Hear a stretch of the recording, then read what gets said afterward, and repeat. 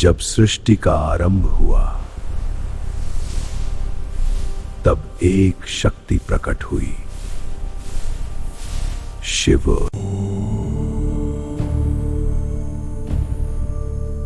शिव केवल एक देव नहीं बल्कि अनंत शक्तियों का स्रोत थे। उनके हर रूप में छिपा है एक रहस्य, एक शक्ति। यह है शांत शिव, जहां शांति में ही छुपी है सबसे बड़ी शक्ति। यह है शिव का शांत रूप, जहां शक्ति भी स्थिर हो जाती है और समय भी मौन हो जाता है। और रुद्र, महादेव, नटराज, अर्धनारीश्वर। जब अधर्म बढ़ता है तब प्रकट होता है भैरव, विनाश का रक्षक। हर जीव में वही आत्मा, पशुपति, सबका पालनहार करने। त्रिपुरारी, जो अधर्म का अंत करते हैं। महाकाल, जिनके लिए शिव का क्रोध, जो अन्याय को मिटा देता है।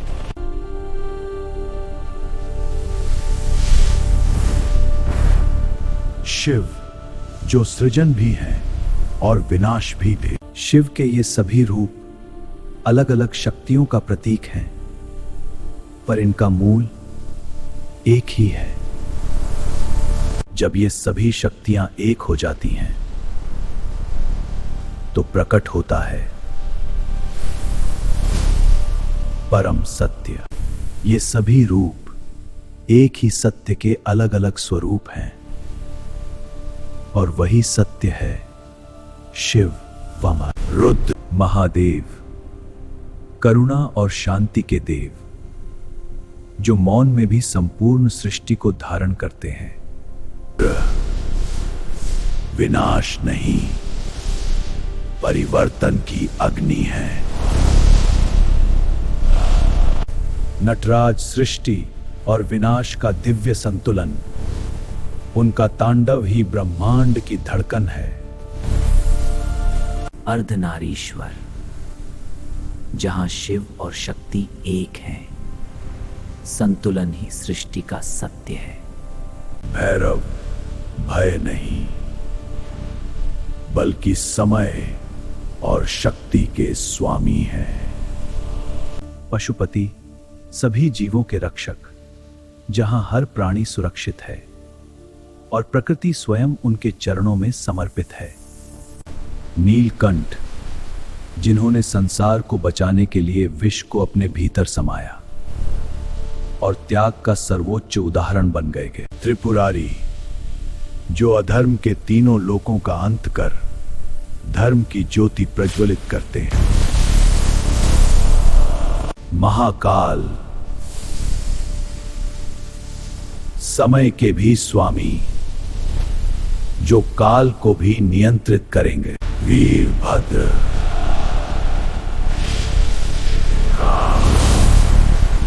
जो अन्याय को पल भर में भस्म कर दे। दक्षिणामूर्ति, ज्ञान के गुरु, जो मौन में भी संपूर्ण सत्य सिखाते हैं। ये सभी रूप एक ही शक्ति के स्वरूप हैं और वो शक्ति है शिव, अनंत, आदि और अंत। शांत शिव जब जागते हैं तो सृष्टि की सबसे प्रचंड शक्ति प्रकट होती है। शिव अंत भी है और आरंभ भी है। हर रूप में एक ही सत्य, वही शिव, वही शांति। हर हर महादेव। सृष्टि का आरंभ भी वही और अंत भी वही। सृष्टि के रचयिता ब्रह्मा, जिनसे शुरू हुई इस ब्रह्मांड की रचना। 5 मुखों से बहती ज्ञान की धारा। सृष्टि का आरंभ यहीं से होता है। ज्ञान के साथ जन्म हुआ अहंकार का, जब सृष्टिकर्ता ही स्वयं को सर्वश्रेष्ठ मान बैठे। जब संतुलन डगमगाने लगे तो देवता भी होने लगे विचलित। तब सबकी नजर गई शिव पर, जो समाधि में ली, और जाग उठा संहार का भाव। ये उनकी शांत ऊर्जा अब उग्र शक्ति में बदल रही थी।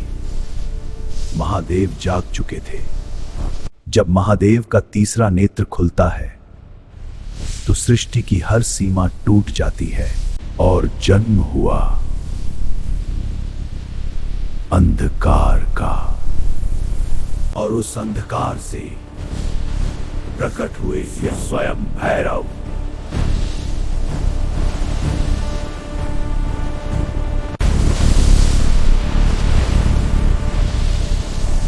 शिव का सबसे उग्र रूप भैरव प्रकट हुए, जिसकी ज्वाला से देवता भी कांप उठे। वही है भैरव।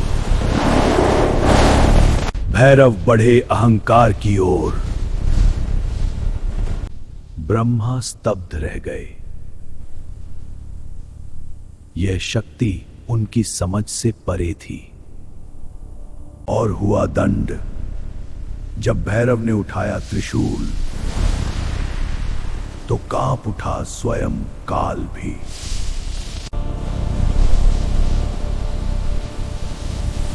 बाप का अंत प्रकट करता है। अहंकार का अंत निश्चित है, लेकिन पाप का भार अभी भी बना हुआ था। तब भैरव बने काल भैरव। समय भी जिनके आगे झुक जाए। ये हैं काल भैरव, समय के स्वामी, जिनके आदेश से ही चलता है हर क्षण। क्षमा, जो समय को भी नियंत्रित करे, वही है काल भैरव। हर क्षण, हर काल, सब कुछ इनके अधीन है। ये हैं काल भैरव, समय के स्वामी। कर्म और समय का न्याय, जहां हर क्रिया का फल तय है और हर क्षण उनके अधीन। और फिर उनका निवास हुआ काशी में, जहां स्वयं काल भी उनके अधीन हो गया। काशी का काल भैरव मंदिर, जहां आज भी काल भैरव की शक्ति जीवित है और हर भक्त उनकी शरण में आता है।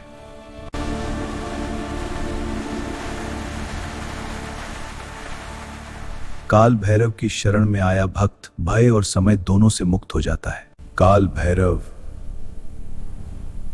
अपने भक्तों की हर संकट से रक्षा करते हैं। अहंकार का अंत निश्चित है और समय से बड़ा कोई नहीं। काल भैरव, समय के स्वामी, जो हर कर्म का फल तय करते हैं। जब कुछ भी नहीं था, न समय न आकाश, तब केवल शून्य था।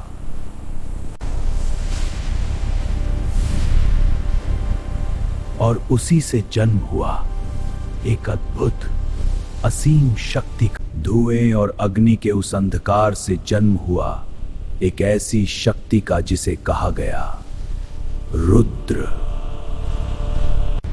क्रोध का अवतार।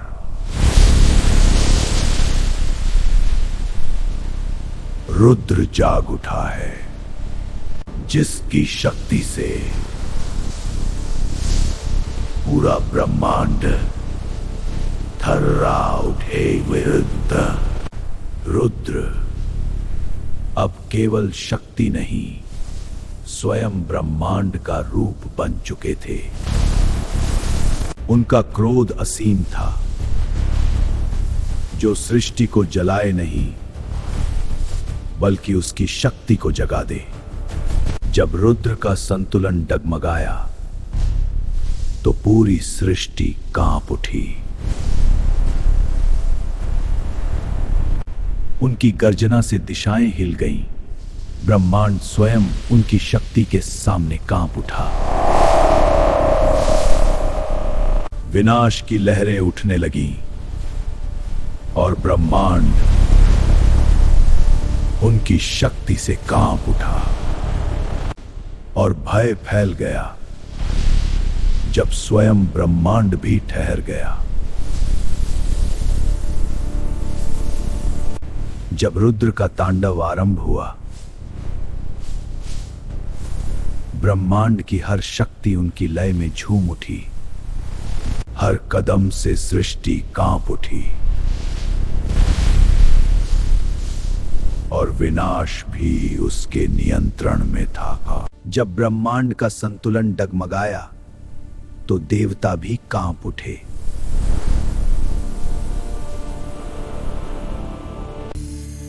ब्रह्मा ने समाधान खोज लिया। अब सृष्टि का संतुलन फिर से स्थापित होगा जी।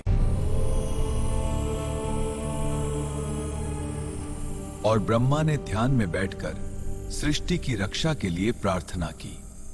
क्रोध की ज्वाला अब शांत होने लगी और रुद्र की ऊर्जा फिर से संतुलन में लौट आई। जब क्रोध शांत होता है तब भीतर की दिव्यता जागती है। यही है रुद्र से शिव बनने का मार्ग। और परिवर्तन शुरू हुआ।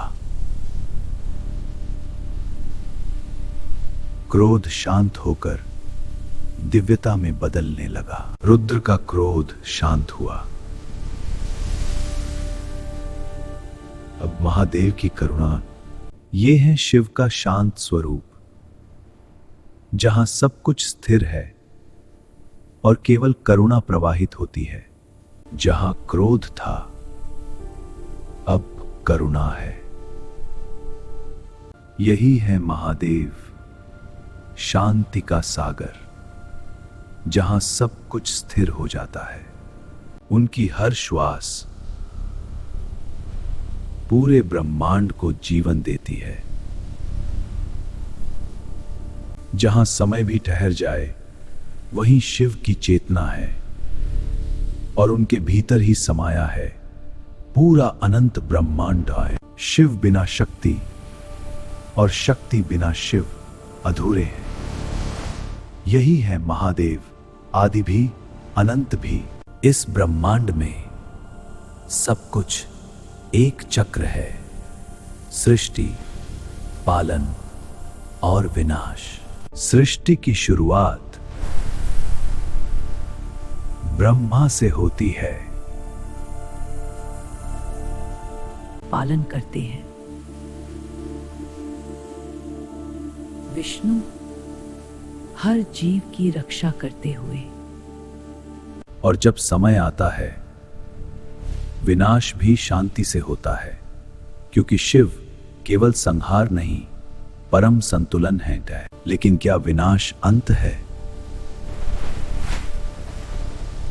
या एक नई शुरुआत?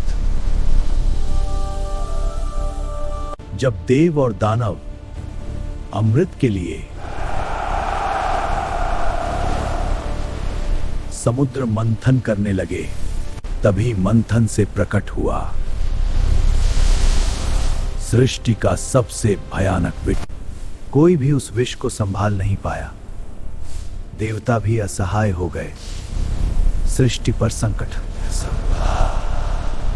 तब आए महादेव, शांत भी और संहारक भी। सृष्टि को बचाने के लिए महादेव ने स्वयं विष को अपने भीतर धारण किया और बन गए नीलकंठ, करुणा का अंतिम स्वरूप। और महादेव ने उस भयंकर विष को अपने कंठ में रोक लिया, तभी जन्म हुआ नीलकंठ का। तभी बने नीलकंठ जिन्होंने विष को भी अमृत बना दिया, जिन्होंने खुद कष्ट सहकर संसार को बचाया। यही है शिव।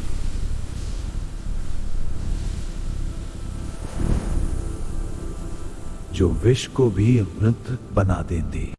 लेकिन शिव का एक और रहस्य है, उनकी तीसरी आंख, जो सृष्टि का सबसे बड़ा सत्य छुपाए हुए है। जब कामदेव ने शिव को विचलित करने का प्रयास किया, तब भी शिव की तपस्या अडिग रही। तो खुली शिव की तीसरी आंख और प्रकट हुआ संहार में भी छिपा दिव्य संतुलन। और एक पल में शिव की अग्नि ने कामदेव को भस्म कर दिया। ये आंख सिर्फ विनाश नहीं, परम ज्ञान का प्रतीक है। जब समय अपनी सीमा पार करता है, तो सृष्टि नहीं, स्वयं ब्रह्मांड प्रलय की ओर बढ़ता है। सब कुछ धीरे धीरे समाप्त नहीं होता। यह सिर्फ एक अंत नहीं, बल्कि एक नई शुरुआत का संकेत है। शिव का तांडव विनाश नहीं, सृष्टि के नए आरंभ का संकेत है।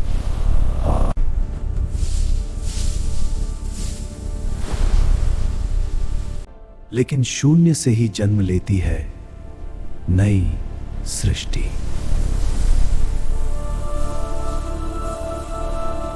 एक नई शुरुआत, जहां हर कण से जन्म लेती है सृष्टि और हर ऊर्जा में छिपा है जीवन का प्रकाश। क्योंकि शिव ही आदि है और वही अंत भी।